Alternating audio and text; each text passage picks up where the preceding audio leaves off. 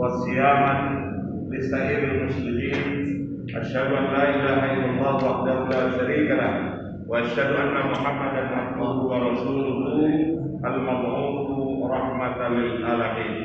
اللهم صل وسلم على هذا النبي الكريم ورسول العظيم ذي القلب الرحيم سيدنا ومولانا محمد وعلى آله وصحبه أجمعين. سبحانك لا علم لنا إلا ما علمتنا إنك أنت العليم الحكيم وتب علينا إنك أنت التواب الرحيم. صدق الله وصدق رسوله. Segenap panitia pelaksana kegiatan Ramadan di kampus yang saya hormati, Bapak-bapak dan ibu-ibu sekalian yang dirahmati dan dimuliakan oleh Allah Subhanahu wa taala, tanpa kecuali anak-anakku sekalian yang hadir pada kesempatan malam hari ini, mudah-mudahan di awal bulan suci Ramadan ini menjadi bagian daripada keberkahan kita untuk senantiasa meningkatkan ketakwaan kita kepada Allah Subhanahu wa taala. Amin ya rabbal alamin. Bapak dan saudara sekalian, pada malam hari ini setelah diumumkan oleh Kementerian Agama bahwa insya Allah besok kita mulai melaksanakan ibadah puasa, dan malam hari ini kita melaksanakan tarawih berjamaah, dan mudah-mudahan tarawih berjamaah ini menjadi awal momentum kebaikan, gitu ya, dan terus ditingkatkan sehingga menjadi kebaikan buat kita secara keseluruhan. Kalau malam ini adalah malam yang paling utama, ya, malam paling utama buat kita secara keseluruhan, sebagaimana ditegaskan oleh Habib Umar Hafiz radhiyallahu, beliau menegaskan bahwa pada malam hari ini Allah memandang seluruh makhluk yang ada di muka bumi ini, termasuk orang-orang yang beriman, disapa sedemikian rupa oleh Allah Subhanahu wa taala, dan insya Allah mendapatkan ampunan dari Allah Subhanahu wa taala. Amin. Ya. Dan ini menjadi penting buat kita. Jadi kalau hari ini kita penuhi masjid, musola dan lain sebagainya, dan insya Allah sampai 30 hari ke depan pun sama kita penuhi dengan hal yang sama. Jangan sampai kayak mall. Kalau mall hari ini sepi, nanti menjelang Ramadan tapi apa kan? Ramai. Hari ini masjid penuh, nanti menjelang Ramadan, menjelang akhir Ramadan, nah itu yang harus berubah. Ya, itu yang harus berubah, itu yang harus dirubah oleh kita. Oleh karenanya Bapak dan Saudara sekalian, Ibu sekalian, bersyukurlah kita yang hari ini sebenarnya mendapat bagian daripada doa yang selalu kita panjatkan ke hadirat Allah Subhanahu wa taala.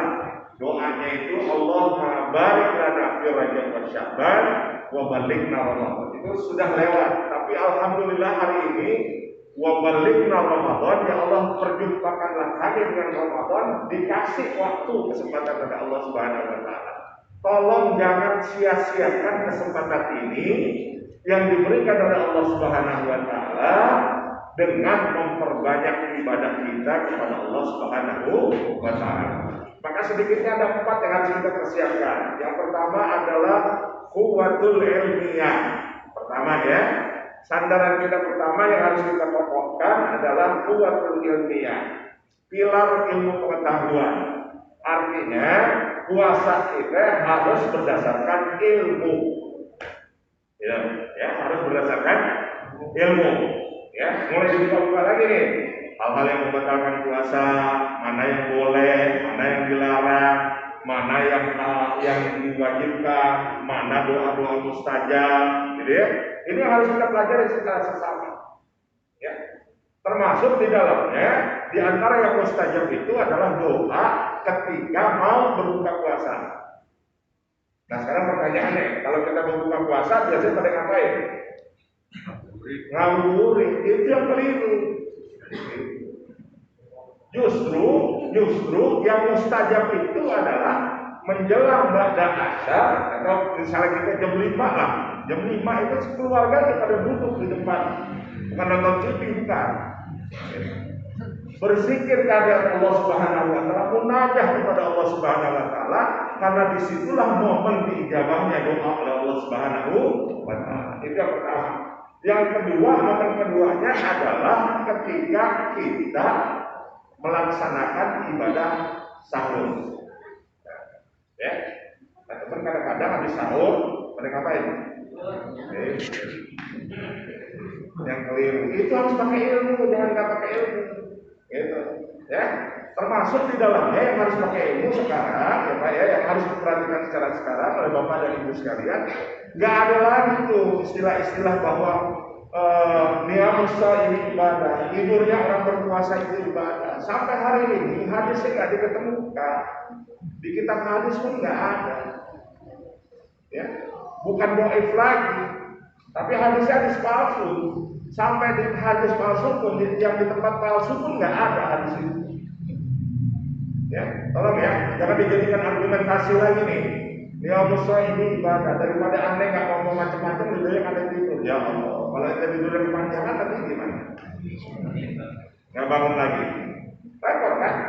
Nah, jadi tidak ada hadis yang menyatakan seperti itu. Kenapa? Karena ada hadis yang mengokohkan man qoma Ramadhana, barang siapa melaksanakan ibadah sholat, man qoma Ramadhana di bulan Ramadan, termasuk kita hari ini, imanan berdasarkan iman, wahtisaban dan semata-mata mengharap ridha Allah Subhanahu wa taala, ghufira lahu ma taqaddama min dzambi. Jadi diampunkan dosanya oleh Allah Subhanahu wa taala. Itulah makanya pentingnya ilmu pengetahuan.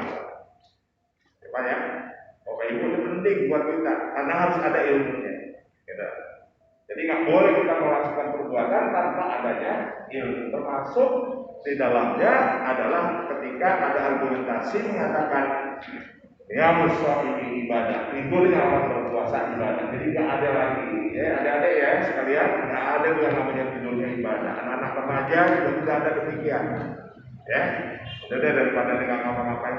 Justru di bulan Ramadan itu semuanya penuh dengan keberkahan, semuanya penuh dengan amalia-amalia kebaikan. Maka cari gaspol, jangan kendor.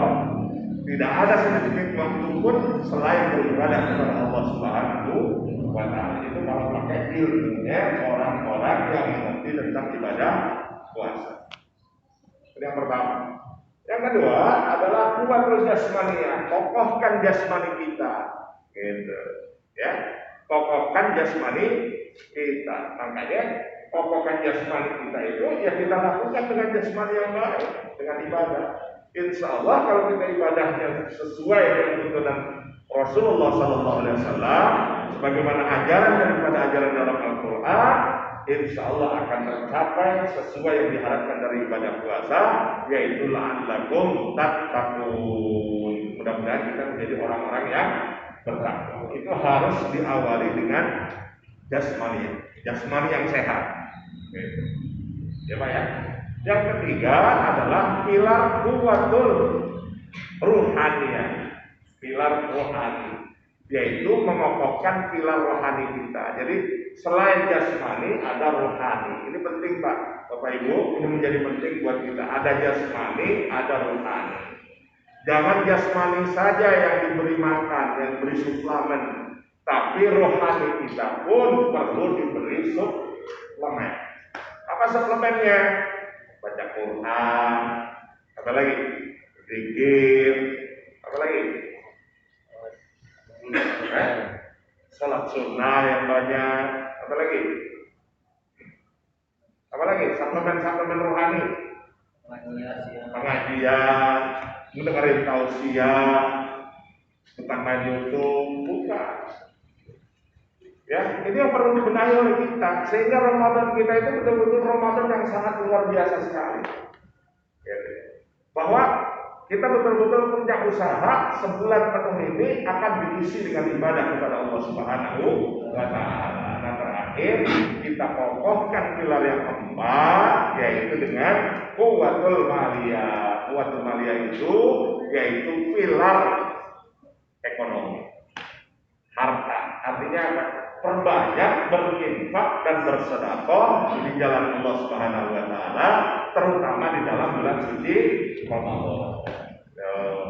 Makanya deh beli kurma, masukin ke apa?